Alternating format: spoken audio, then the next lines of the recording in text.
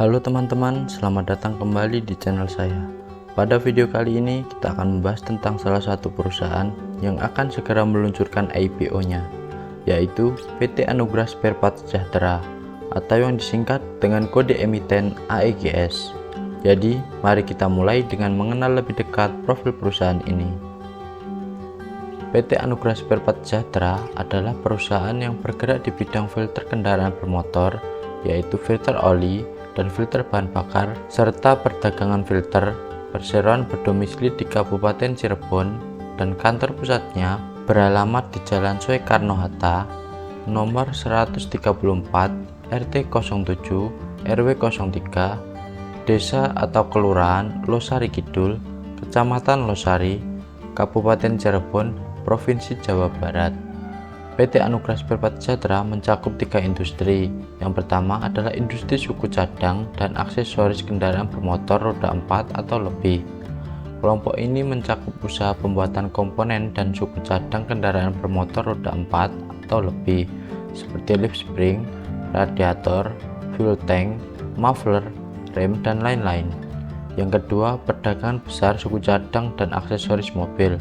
Kelompok ini mencakup usaha seperti karet ban dan ban dalam, busi mobil baterai atau aki, pelengkapan lampu dan bagian-bagian kelistrikan. Yang ketiga, perdagangan besar bahan konstruksi dari kayu. Kelompok ini mencakup usaha seperti papan, galar, papan reng, papan lis, tiang telepon, tiang listrik, balok bantalan, kusen pintu atau jendela, dan lain-lain. Selanjutnya, kegiatan usaha perseroan yang telah benar-benar dijalankan saat ini adalah berusaha dalam bidang industri suku cadang dan aksesoris kendaraan bermotor roda 4 atau lebih, dan bidang perdagangan besar suku cadang dan aksesoris mobil. Jadi dari 3 industri tadi, yang baru berjalan adalah 2 industri ya teman-teman. Untuk perdagangan besar bahan konstruksi dari kayu ini belum berjalan teman-teman. Dan ini adalah beberapa contoh produk dari AEGS teman-teman. Selanjutnya, informasi perusahaan IPO. Jumlah saham yang ditawarkan adalah 400 juta lembar saham. Dari total saham dicatatkan 39,76%. Harga penawaran ada di antara 90 sampai dengan 100 rupiah. Dana diperoleh sebesar 36 miliar sampai dengan 40 miliar. Penawaran awal 22 Agustus sampai dengan 24 Agustus 2023. Penawaran umum 4 September sampai dengan 7 September 2023. Penjataan saham 7 September 2023. Pencatatan saham di Bursa Efek Indonesia 11 September 2023. Untuk underwriternya adalah AHA atau Sinhan Sekuritas Indonesia. Selanjutnya, penggunaan dana IPO.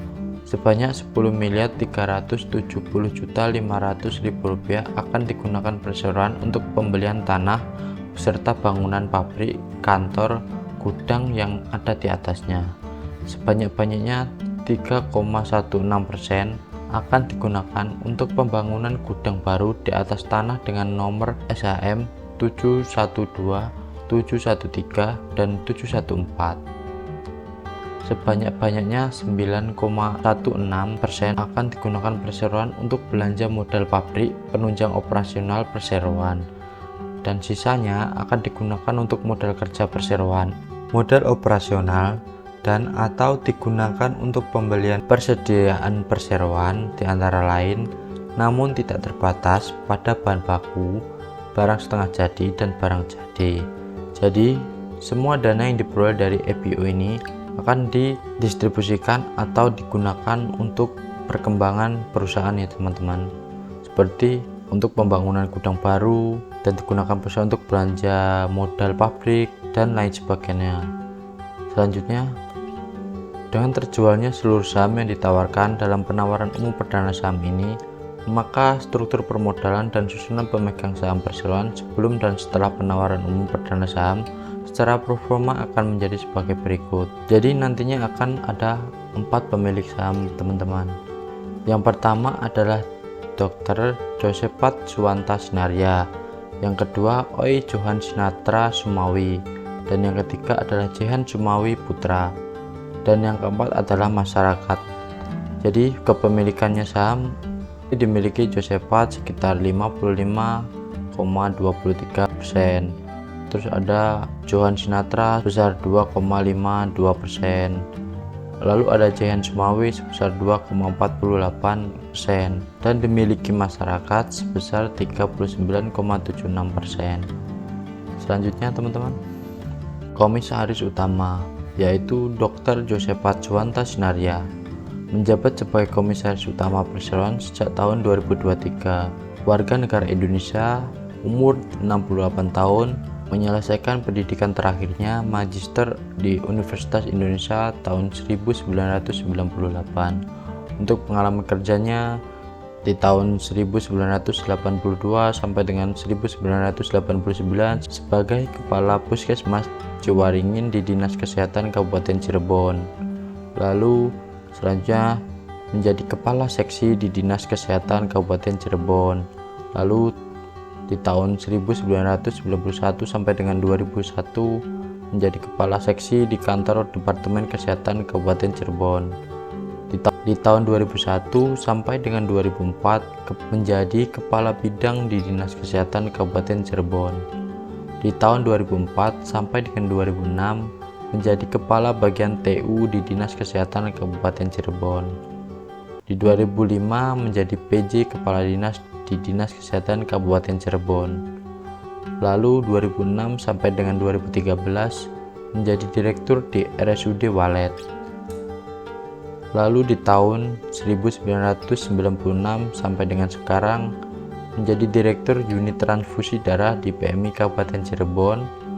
Lalu di tahun 2011 sampai dengan sekarang menjadi Surveyor di KRS. Lalu di tahun 2005 sampai sekarang menjadi Dewan Direksi di Rumah Sakit Sumber Waras Ciwaringin. Lalu di tahun 2015 sampai dengan 2023 menjadi Direktur Perseroan. Dan di tahun 2023 sampai dengan sekarang menjadi Komisaris Utama Perseroan. Lalu selanjutnya, ada laporan keuangan. Untuk jumlah aset di setiap tahunnya mengalami peningkatan ya teman-teman. Untuk 2023 ini juga mengalami kenaikan yang cukup lumayan. Lalu untuk jumlah liabilitasnya ini juga mengalami kenaikan ya teman-teman. Walaupun di tahun 2021 sampai dengan 2022 ini mengalami penurunan sedikit, tetapi di tahun 2023 ini mengalami kenaikan lagi teman-teman.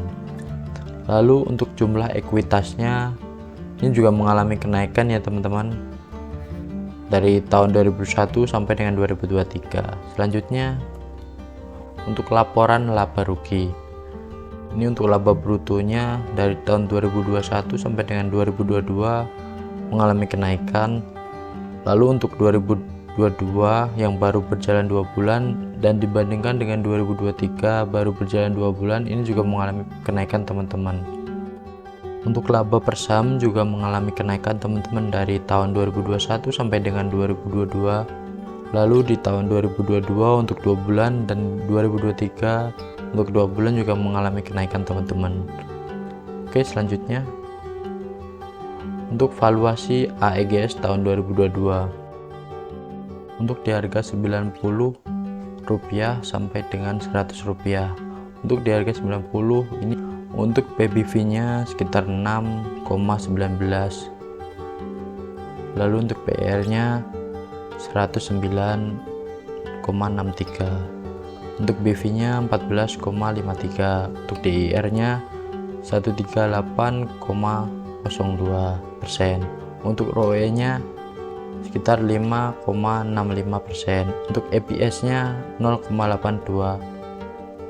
Lalu untuk harga 100 itu untuk PBV nya ada di angka 6,88, untuk PER nya ada di angka 121,81, untuk BV nya di angka 14,53, untuk DIR nya di angka 138,02%, untuk ROE nya sebesar 5,65%, untuk EPS nya sebesar 0,82.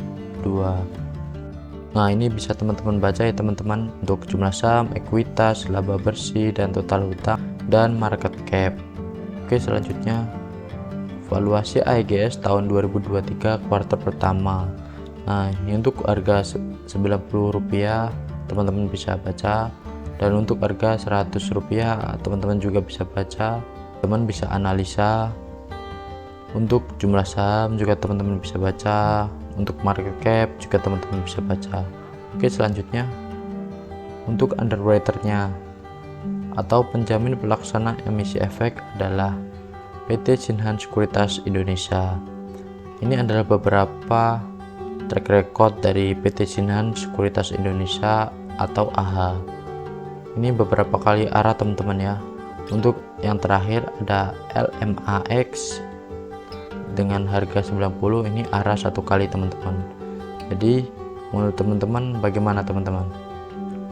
Selanjutnya untuk kesimpulan, yang pertama adalah kinerja perusahaan dari tahun 2021 sampai dengan tahun 2023 mengalami peningkatan yang cukup bagus dari laba pendapatan usaha dan laba bersih.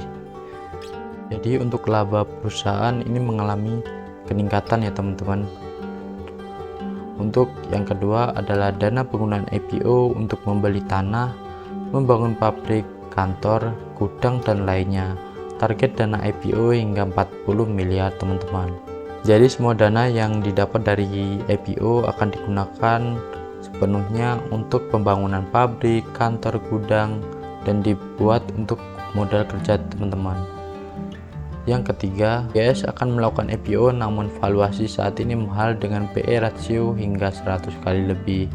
Jadi PE rasionya ini ada di angka 100 lebih teman-teman, dari tahun 2022 hingga tahun 2023 kuartal pertama ini di angka 100 lebih teman-teman. Selanjutnya, bersamaan dengan listing saham, AEGS memberikan waran yang dimana 4 saham dapat 1 waran yang sangat menarik. Terakhir LMAX W digoreng sampai dengan 200. Disclaimer, analisis ini tidak bertujuan untuk mengajak pemirsa untuk membeli, menahan, atau menjual produk atau sektor investasi terkait. Keputusan sepenuhnya ada pada diri pemirsa, sehingga kami tidak bertanggung jawab terhadap segala kerugian maupun keuntungan yang timbul dari keputusan tersebut.